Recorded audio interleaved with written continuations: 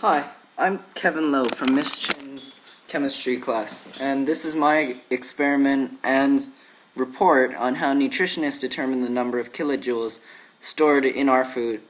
So, 1 kilojoule is 1,000 joules.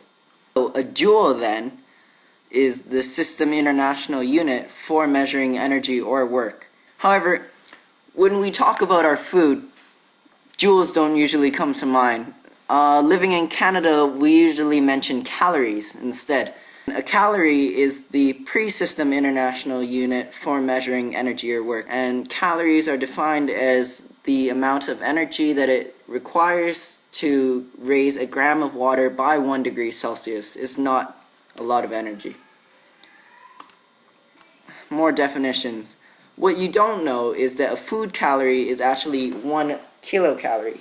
So on boxes, when it says it's 1 calorie or it's 100 calories, it's actually 100 calories times 1,000, because it's in reality a kilocalorie. Since using calories are a really small unit, it would not be practical. So there you see again, 1 kilocalorie, obviously 1,000 calories. And now, how do you convert kilocalories to kilojoules? Well, it's 1 kilocalorie is 4.184 kilojoules. Now, back to our question, we wonder, how do nutritionists determine how many calories there are in our food, Kevin? One method, which is to use a bomb calorimeter. And the food sample is placed here, and it can be anything. And oxygen is pumped into the system using this tube going into the inner chamber here. So this inner chamber is filled with pressurized oxygen, but that is it. And then the outer chamber is just simply water, since a calorie is what the amount of energy it takes to raise water by 1 degree. Water, there.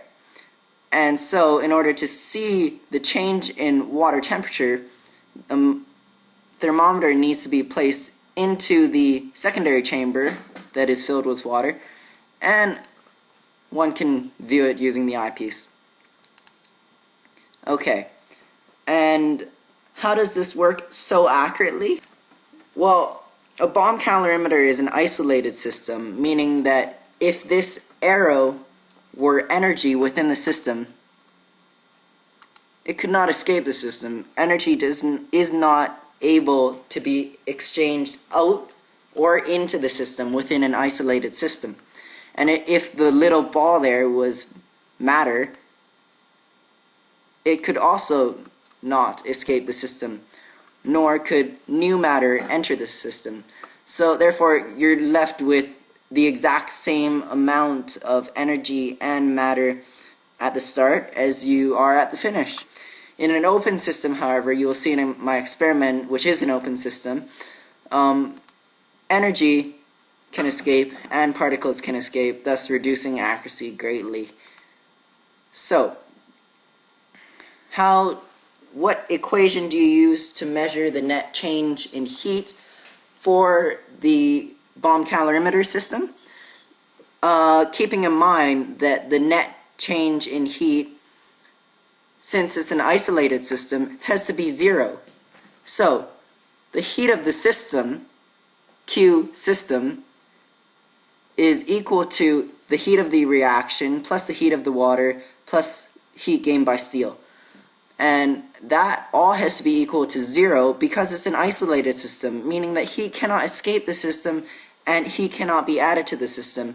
Therefore, there is no positive or negative change in heat. And then you can rearrange the equation because of that to the following. Heat of the reaction is equal to negative heat of the water plus heat of the steel. And since heat is equal to mass times the specific heat capacity of whatever element you're using times the temperature, change in temperature, you can substitute that into the equation above to get this equation below, keeping in mind that heat of the reaction is actually the calories. So, here in my beaker I have 100 milliliters of water, and placing it on top of my wire mesh and ring clamp system, I'll also put a thermometer into that so that I can tell the temperature difference of the water. Currently the water is at 36 degrees Celsius, so it's very warm water. On here I have my ring clamp with my clay triangle, where I will put my food sample to burn, which is a 1.5 gram shrimp chip. So, using my dollar store lighter, bought solely for the purpose of burning this shrimp chip, I will ignite the shrimp chip and then raise it up underneath the beaker of water so that it can heat the beaker of water and I can observe the temperature difference as well as the mass change in the shrimp chip. So, without further ado, here we go.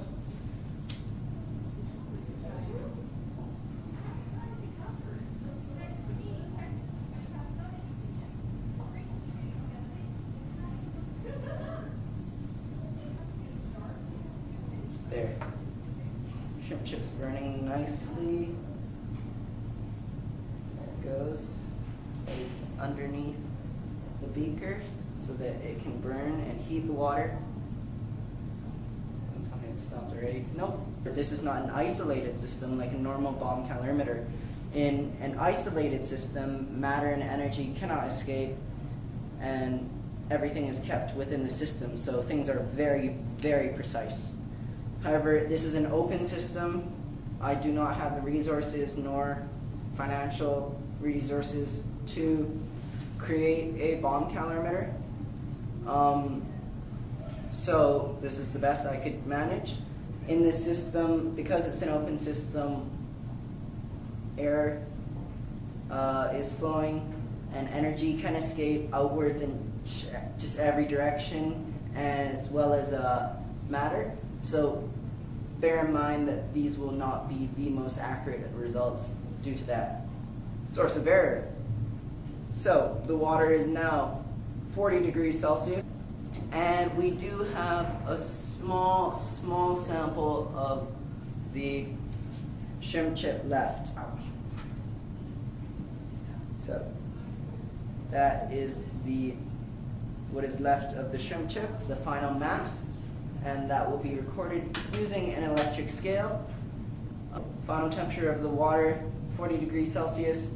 Final mass of the shrimp chip right here will be recorded later on. Based on the data obtained from my shrimp cracker experiment, we can determine that the mass of the water in the beaker was 100 grams, as stated in the experiment.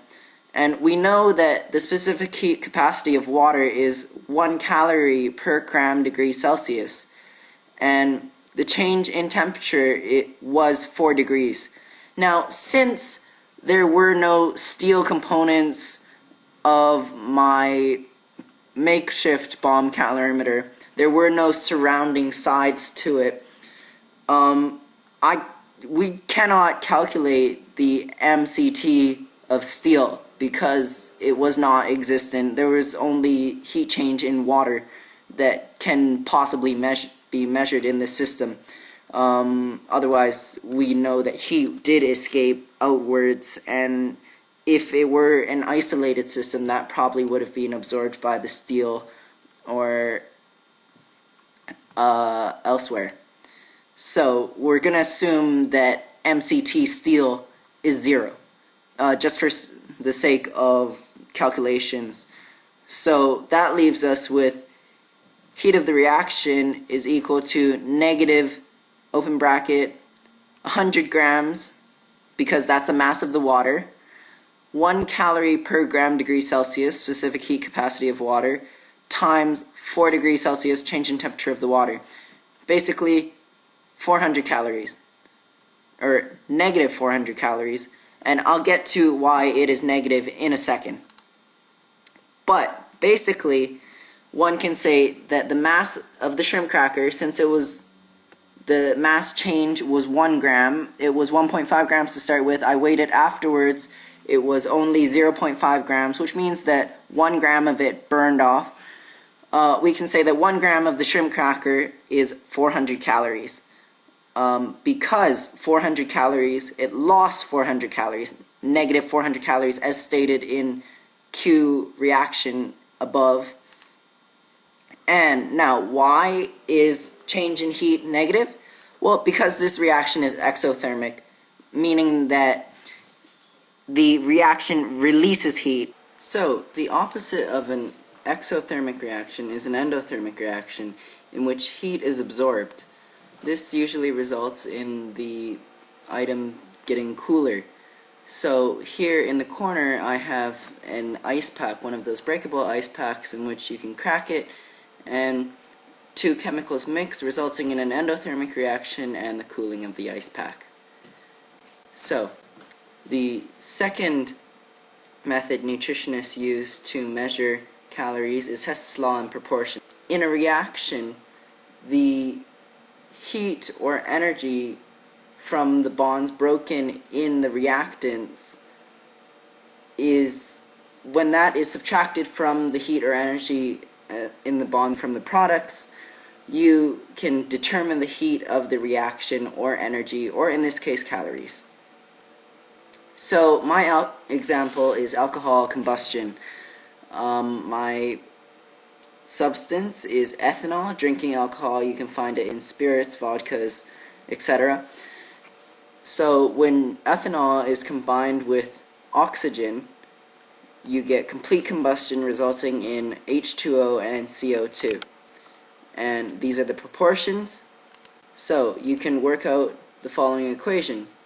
Since there are 5 HC bonds and 1 CO bond, 1 OH bond, and 1 CC bond in ethanol, since oxygen is OO, O2, there is only one OO bond.